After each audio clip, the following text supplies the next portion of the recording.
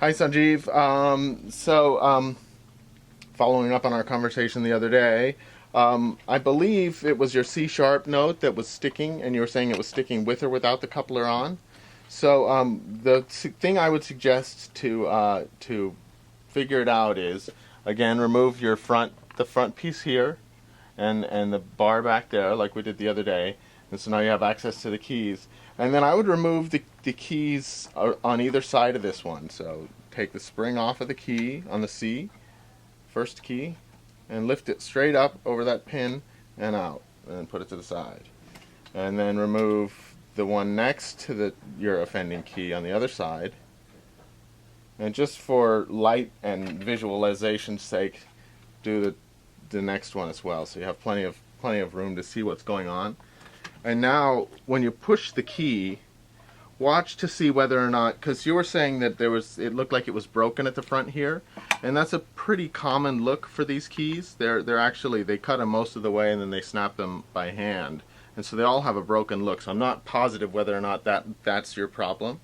Hopefully it's not. I think more likely what's happening is that the key is binding at the back here. So one thing you can do is when all of these pieces are off, press the key, leave the spring on the key, press the key and see if it's working. If it's not working, take your finger and push the coupler bar down. Get it out of the way of the key. And if the key still feels like it's binding on something, then it's either binding on this pin at the very back, or the key itself is a bit long and it's binding on the wall behind that pin. So the solution then would be to remove the key, lift it up and out, and you can look inside here, see if there's any rust or anything, and take a piece of sandpaper and maybe clean that pin. What I often do is I'll take a razor blade and just lightly shave the inside of that on either side, so you're just getting all of the debris out of this route here, this little slot. And then the next issue would be whether or not it's hitting the back here. So if it's this piece of wood at the back can sometimes interfere with the movement of the key. It scrapes up against it and it will make it hard. If that's the case, what you need to do is just lightly shave down the very back of the key. So in order to do that, I would take a piece of sandpaper,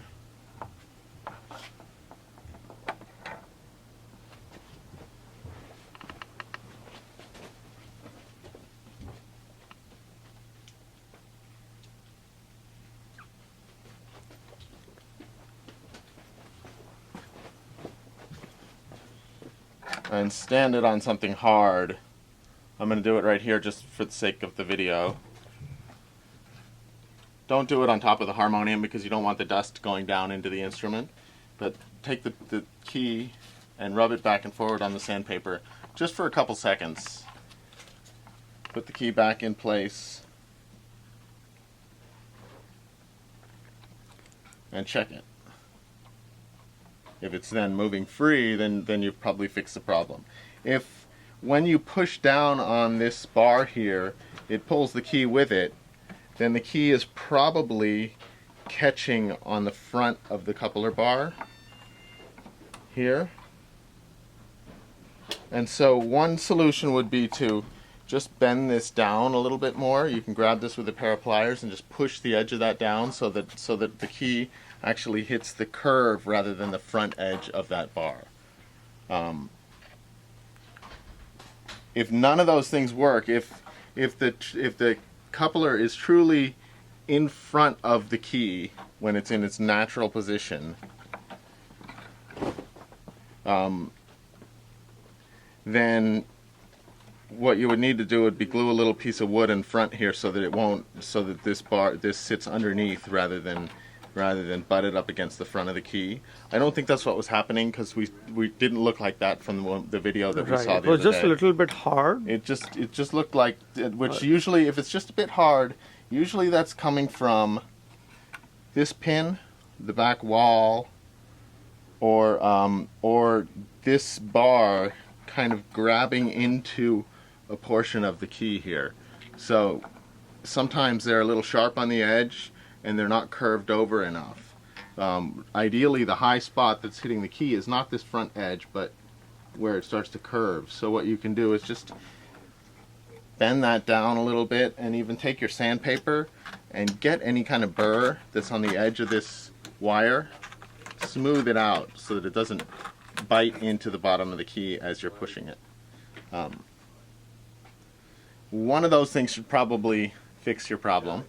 Don't worry about getting up into the higher octaves or anything like that, because these are the simpler keys to remove. Often it's actually this pin here, and it's rust and a little bit of shrinkage or warpage that's happening in the key, and it's just not moving smoothly up and down on that pin. And so cleaning that pin with a little bit of sandpaper or using a little bit of pencil can also help.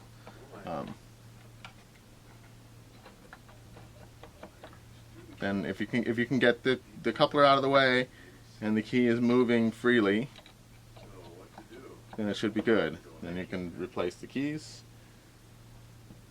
and put it back together. Cool. Perfect.